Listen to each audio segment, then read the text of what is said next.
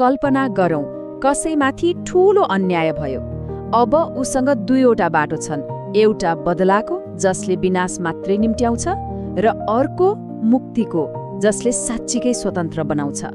आजको हाम्रो चर्चा यस्तै एउटा कथामा केन्द्रित छ, जहाँ दुई व्यक्तिले एउटै अन्यायको सामना गरे तर बिल्कुलै फरक बाटोहरू रोजे। के जीवनको सबैभन्दा ठूलो बन्धन मानौ जेलको कोठरी नै मुक्तिको सबैभन्दा ठूलो ढोका बन्न सक्छ? सुन्दा अलि असम्भव जस्तो लाग्छ, हैन त? लौ आउनुहोस्, यही अचम्म लाग्दो प्रश्नको जवाफ खोज्न यो कथाभित्र डुबौं। यो कथाको केन्द्रमा छन् कुशलका राजा पसिनदी। उनी शक्तिशाली त थिए, तर उनमा एउटा यस्तो कमजोरी थियो जसले सबै कुरा उथलपुथल पारिदियो। राजा पसिनदीको सबैभन्दा ठूलो समस्या के थियो भन्दाखेरि उनी कानका साह्रै कच्चा थिए। कसैको कुरा सजिलै पत्याइहाल्थे। कसैले झुठो आरोप लगायो भने पनि त्यसको सत्य तथ्य के हो भनेर नबुझी तुरुन्तै कदम चाल्थे अनि पछि आफ्नो निर्णयमा निकै पछुताउँथे। उनलाई के थाहा, उनको यही सानो बानीले एउटा साम्राज्यलाई नै हल्लाइदिने घटनाको बिउ रोपिरहेको थियो भनेर। अब हेर्नुहोस् है, एउटा सानो झुटले कसरी विनाशको लडी नै सुरु गरिदियो। पहिलो, राजाले आफ्ना सबैभन्दा वफादार सेनापति बन्दुलमाथि देशद्रोहको आरोप पत्याए। त्यसपछि बिना कुनै अनुसन्धान उनले आफ्नै बाल्यकालका साथी र उनका छोराहरूको हत्या गर्ने आदेश दिए। जब सत्य बाहिर आयो, उनी पश्चात्तापको आगोमा जले। तर क्षतिपूर्ति गर्ने हतारमा उनले झनै ठूलो गल्ती पो गरे।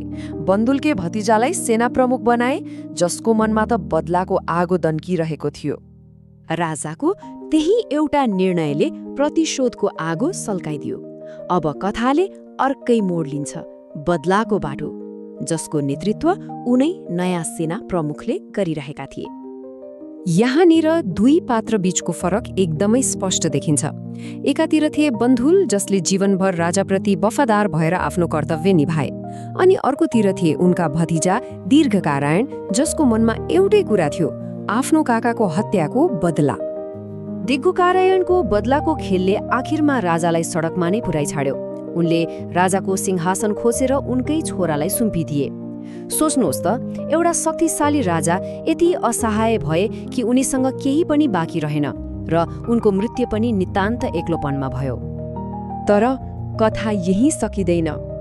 राजाको त्यही कमजोरीको शिकार अर्का एक निर्दोष व्यक्ति पनि भएका थिए, जसको कथाले चाहिँ हामीलाई बिल्कुलै फरक दिशातिर लैजान्छ।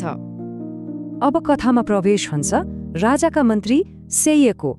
राजाले उनलाई पनि अन्यायपूर्वक जेल हालेका थिए, तर सेयले बदलाको सट्टा एउटा अनौठो, भनौँ न एउटा क्रान्तिकारी बाटो रोजे। सोच्नुहोस् त, जेलमा परेपछि शेरले के भन्यो होलान्? उनले भने, राजाले मलाई यो अवसर दिनुभएको छ। कस्तो अचम्मको कुरा, होइन त? उनले आफ्नो कैदलाई सजायको रूपमा हेरेनन्, बरु एउटा अवसरको रूपमा हेरे। यही एउटा सोचाइले उनको जीवन नै बदल्दियो। सेयले के सोचे भने, यो जे भइरहेको छ यो सायद मेरै कुनै पुरानो कर्मको फल हो।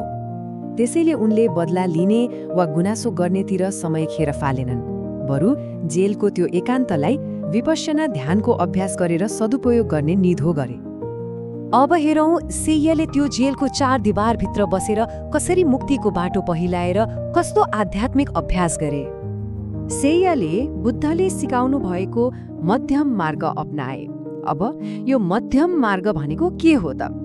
यो भनेको जीवनलाई सन्तुलित तरिकाले जिउने एउटा अभ्यास हो।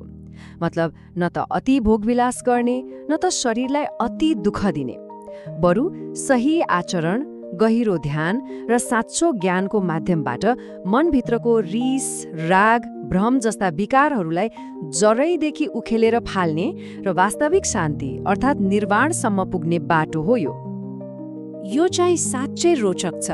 सेयले कसरी आफ्नो जेलको त्यो कठोर वास्तविकतालाई आध्यात्मिक अभ्यासको एउटा पाटो बनाए, हेरौँ है।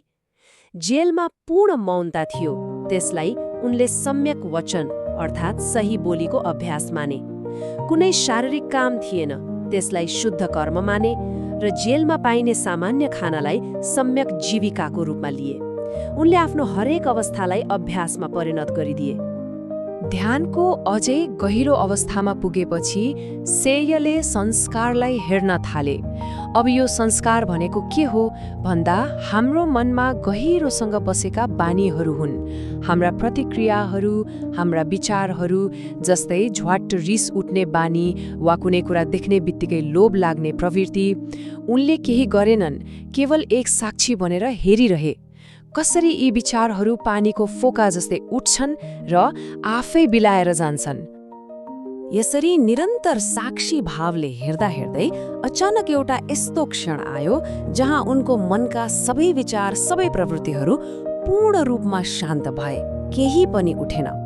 यही अवस्थालाई निरोध भनिन्छ, अर्थात् सबै दुःखको अन्त्य। उनी निर्वाणको अवस्थामा पुगे, जुन स्थायी शान्ति र परम मुक्तिको अवस्था हो। त्यसो भए सेयको यो भित्री यात्राको अन्तिम परिणाम के भयो त? के उनले जेलभित्रै साँचो स्वतन्त्रता पाए? सेय आध्यात्मिक रूपमा श्रोतापन्न बने। श्रोतापन्न भनेको उनी अब मुक्तिको त्यो धारामा प्रवेश गरे जुन कहिले पछाडि फर्कदैन। मानौ एउटा नदीको प्रवाहमा पस्यो जुन सिधै समुद्रमा पुगेरै छाड्छ। हेर्नुहोस् त, जुन जेल उनको भौतिक बन्धन थियो त्यही नै उनको आध्यात्मिक मुक्तिको ढोका बन्न पुग्यो। र कथाको अन्त्य पनि कति सुन्दर छ। पछि राजाले पनि आफ्नो गल्ती महसुस गरे र उनलाई जेलबाट पनि मुक्त गरिदिए। अब यी दुई कथाहरूलाई एकै ठाउँमा राखेर हेरौँ न त। एउटै अन्यायपूर्ण घटनाले कसरी दुईजनाको जीवनमा बिल्कुलै फरक परिणाम ल्यायो भन्ने कुरा यसले छर्लङ्ग पार्छ। यो तुलनाले सम्पूर्ण कथाको सार नै बताउँछ। एकातिर दीर्घकारणले बदलाको बाटो रोजे, जसले राजा र अन्ततः राज्यलाई नै विनाशतिर धकेल्यो। अनि अर्कोतिर सेयले क्षमा र आत्मसुधारको बाटो रोजे, जसले उनलाई भौतिक र आध्यात्मिक दुवै रूपमा मुक्त गरायो। घटना एउटै, तर हाम्रो प्रतिक्रियाले हाम्रो भाग्यलाई कति फरक पार्दो रहेछ, हैन त? यो कथाले हामीलाई एउटा गहिरो प्रश्न सोध्न बाध्य बनाउँछ। हामी सबैको जीवनमा आफ्नै किसिमका जेल अर्थात् कठिनाइहरू, बन्धनहरू हुन्छन्। कि हामीले पनि ती कठिनाइहरूलाई गुनासो र बदलाको नजरले मात्र हेर्ने कि तिनलाई विकास र मुक्तिको अवसरको रूपमा हेर्ने? सोच्नुपर्ने कुरा छ।